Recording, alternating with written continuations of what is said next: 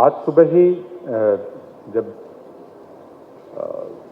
मैं कुछ सोच रहा था इस आयोजन के बारे में, मुझे इंग्लैंड के स्कूली अध्यापकों से संबंधित एक रिपोर्ट पढ़ने को मिली, जिसमें वहाँ के शिक्षक संघ ने यह ऐलान किया है कि वे अपने कार्यभार को लेकर एक बड़ा आंदोलन करेंगे।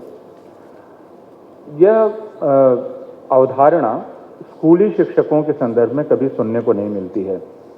हम लोग जो कॉलेज और यूनिवर्सिटी में पढ़ाते हैं, हम अक्सर एक शब्द का इस्तेमाल करते हैं जिसे वर्कलोड कहा जाता है और टीचिंग लोड कहा जाता है, और उसमें 2-3 चीज़ें शामिल होती हैं। यानी आप वास्तविक कक्षा में काम कितना कर रहे हैं, कक्षा के अलावा शोध करवाने पर आपका कितना वक्त जा रहा है, और स्वयं आपसे यह अपेक्षा की जाती है कि आप शोध करके ज्ञान सृजन में और ज्ञान निर्माण में अपनी भूमिका निभाएंगे, इसलिए उसको भी आपके कार्यभार में शामिल किया जाता है। इस तरह कॉलेज और यूनिवर्सिटी के शिक्षकों का कार्यभार या टीचिंग लोड इस तरह तय किया जाता है, जिसको वर्कलोड कहते हैं।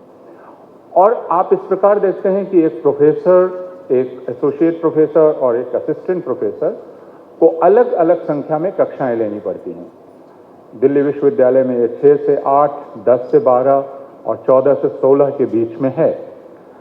और आप ये सोच सकते हैं कि एक प्रोफेसर पूरे हफ्ते में अगर 6 कक्षाएं लेता है, और ये विभिन्न संस्थानों में अलग अलग हैं, मसलन IIT में अलग है, इंडियन इंस्टीट्यूट ऑफ मैनेजमेंट में अलग है। अगर आप इनको देख लें और उसके बाद आप स्कूल पढ़ने का हाथ दौड़ाएं और आप सिर्फ यह देखें कि एक स्कूली शिक्षक के ऊपर कितना कार्यभार है, तो संभवतः हम इसकी कल्पना कर सकते हैं कि स्कूली शिक्षक से हमारी जो उम्मीदें हैं या अपेक्षाएं हैं वो कुछ अतिरंजित हैं और वो वास्तविकता से मेल नहीं खाती हैं। यह बात इसके अलावा है कि स्कूल में जो कुछ भी नहीं हो रहा है उसके लिए जो व्यक्ति सबसे सामने दिखलाई पड़ता है समाज के, वह अध्यापक है। और अध्यापक को प्रायः हर चीज के लिए अपराधी घोषित किया जाता है। यानी अगर बच्चे स्कूल में नहीं आ पा रहे हैं उसके लिए भी वो अपराधी है, और उसे एक तरह के सामाजिक कार्यकर्ता का काम करना है जो बच्चों की उपस्थिति को सुनिश्चित करे। अनेक स्कूलों में और अनेक जगहों पर, बल्कि लगभग हर जगह पर, स्कूली शिक्षक को स्वास्थ्य कार्यकर्ता का भी काम करना पड़ता है। इस बात को हम सारे लोग जानते हैं और पिछले कार्यक्रमों में हम लोग इस पर कुछ चर्चा कर चुके हैं कि अगर स्कूल में एक बच्ची 6 दिन तक नहीं आती है तो उसे क्यों आना चाहिए, और क्यों उन 6 दिनों में आप उसे घर से निकलने दें, इसको समझाने की जिम्मेवारी भी स्कूली शिक्षक की है। अलावा इसके कि ठीक है, एक जेंडर एनिमेटर जैसी चीज होता है, जो जेंडर एनिमेटर कभी कभी कम्युनिटी में पहुंचता है। फिर शिक्षक से यह भी उम्मीद की जाती है कि वह समाज में जो पूर्वग्रह बने हुए हैं, और वो पूर्वग्रह शिक्षकों के बनाए हुए नहीं हैं, वो शिक्षकों से स्वतंत्र हैं, और वो पूर्वग्रह अनेक प्रकार के हैं। धर्म को लेकर बने हुए पूर्वग्रह हैं, जाति को लेकर बने हुए पूर्वग्रह हैं, दूसरे प्रकार की धारणाओं को लेकर बने हुए पूर्वग्रह हैं। उन पूर्वग्रहों से लड़ने का काम भी शिक्षक ही करेगा। इस काम में भी अध्यापक को प्रायः अकेला छोड़ दिया जाता है। ये ठीक है कि RTE के अंतर्गत एक समिति की कल्पना की गई है, जो समिति स्थानीय समुदाय के लोगों की होगी, जो स्कूल चलाने में उसकी मदद करेगी, लेकिन शिक्षक को प्रायः प्रतिद्वंद्वी के रूप में और एक नौकर के रूप में देखा जाता है, जो समुदाय का भी नौकर है और सरकार का भी नौकर है, और उसे हर किसी के आदेश का और हर किसी की उम्मीद का और उसके अपेक्षा का पालन करना है और उसे लागू करना है। तीसरी चीज, और मुझे भय है कि मैं एक अलोकप्रिय बात यहां कहने जा रहा हूं, लेकिन विभिन्न राज्यों में शिक्षकों से बातचीत करते हुए और वहां घूमते हुए जिस चीज का मुझे एहसास हुआ कि अब प्रायः स्कूलों को मध्याह्न भोजन ठीक से पहुंचा या नहीं पहुंचा, सिर्फ इसी संदर्भ में स्कूलों की सफलता आंकी जा रही है। पिछले वर्ष मैं प्राथमिक शिक्षकों के एक सम्मेलन में झारखंड में था, जहां 3000 शिक्षक थे, और प्रायः सबका यह कहना था कि हमारी प्रोग्रेस रिपोर्ट इस पर आंकी जाती है कि हमने मिड डे मील स्कीम ठीक से लागू कर दी है या नहीं कर दी है। और सिर्फ यह नहीं कि मिड डे मील स्कीम उन्होंने अपने स्कूल में लागू की है या नहीं की है, उससे संबंधित जो दूसरी योजनाएं हैं वो दूसरी जगह भी लागू करवाने में मदद कर रहे हैं कि नहीं, यह भी उनकी ही जिम्मेवारी है। और मिड डे मील को लेकर आप तमाम लोगों का यह अनुभव होगा और हमारा भी अनुभव है कि अक्सर समुदाय और शिक्षकों के बीच एक तनाव की स्थिति बनी रहती है जो शत्रुता में बदलती है और वो कई बार हिंसा में परिणत हो जाती है। और इसके चलते कभी भी शिक्षक एक विश्वसनीय व्यक्ति के रूप में समाज में स्थान ग्रहण नहीं कर पाता है। मिड डे मील को लागू करने में जो सामाजिक दिक्कतें हैं उनसे आपसे ज्यादा वाकफियत है और उनको दूर करने में समाज शिक्षक की कोई मदद नहीं करता बल्कि उसे पूरी तरह से अकेला छोड़ देता है। यानी अगर समाज इस बात में ऐतराज कर रहा है कि एक दलित स्त्री खाना नहीं बनाएगी तो उसको लेकर वहां पर कोई सामाजिक आंदोलन नहीं चलेगा, बल्कि इस बात पर समझौता कर लिया जा सकता है कि छोड़ दीजिए, क्यों झंझट करते हैं, उसे हटा दीजिए और दूसरे किसी को ले आइए। मैं इसके बाद जो अंतिम चीज है शिक्षक के संदर्भ में वह यह कि अंततः यह शिक्षक रह किया जाता है। यह शिक्षक कुछ सेवाओं को डिलीवर करने, कुछ सेवाओं को पहुंचा देने का एजेंट मात्र है, जिसकी अपनी कोई एजेंसी नहीं है, जिसकी अपनी कोई ताकत नहीं है। जो सबसे कम अपेक्षा उससे है वो बौद्धिक अपेक्षा है। उसे एक बौद्धिक व्यक्ति के रूप में नहीं देखा जाता है।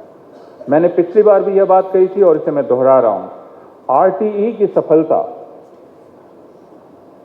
इसमें से मंच पर बैठे हुए कम से कम विनोद रैना जी उन क्लॉजेस को शामिल करवाने में सफल हुए हैं जिन क्लॉजेस पर शिक्षा का मूल्य या शिक्षा की अर्थवत्ता निर्भर करती है। लेकिन उस क्लॉज की सार्थकता तभी होगी जब स्वयं शिक्षक एक बौद्धिक व्यक्ति के रूप में समाज द्वारा स्वीकृत हो। और जैसा मैंने कहा कि प्रोफेसर तो एक बौद्धिक के रूप में स्वीकृत होता है, कॉलेज और यूनिवर्सिटी का शिक्षक तो एक बौद्धिक के रूप में स्वीकृत होता है, लेकिन स्कूली शिक्षक की एक बौद्धिक व्यक्ति के रूप में समाज में कोई स्वीकृति नहीं है। हम इस बात की भी परीक्षा कर सकते हैं कि एक स्कूली शिक्षक को शोध करने के लिए कितना समय मिलता है और क्या उसे छुट्टी मिलती है, और अगर छुट्टी नहीं मिलती है तो स्कूली ज्ञान, स्कूली शिक्षा के संबंध में ज्ञान क्या सिर्फ यूनिवर्सिटीज में बनेगा और उन लोगों द्वारा बनेगा व्यावहारिक रूप से स्कूली शिक्षा से कभी भी जुड़े हुए नहीं रहे। और स्कूल और कॉलेजेस और यूनिवर्सिटीज के बीच बौद्धिक आदान प्रदान की क्या स्थितियां हैं? डायट, एससीईआरटी, कॉलेज और यूनिवर्सिटी, इनके बीच क्या सक्रिय आदान प्रदान की स्थिति बनी हुई है? मैं अपना वक्तव्य सिर्फ यह कहकर समाप्त करना चाहूंगा कि हमें इस पूरे अभियान को शिक्षक की सत्ता के बारे में एक बार फिर से सोचने की आवश्यकता है। यह सोचने की आवश्यकता है कि अगर हम शिक्षक को एक सत्तावान व्यक्ति के रूप में देखना चाहते हैं, एक बौद्धिक व्यक्ति के रूप में देखना चाहते हैं, तो उसे और कौन कौन से अधिकार मिलने चाहिए। यह एक ऐसा पक्ष है जिस पर संभवतः हमें और गंभीरता से विचार करने की जरूरत पड़ेगी। शुक्रिया। थैंक यू अपूर्वानंद जी, आपने बहुत इम्पोर्टेंट डायमेंशन कहा कि teachers as intellectual personality in the primary education sector. That's a very significant dimension you brought in. Now I would request Professor Vinay Kant to come and give his thoughts on the schooling and equity. Professor Vinay Kant.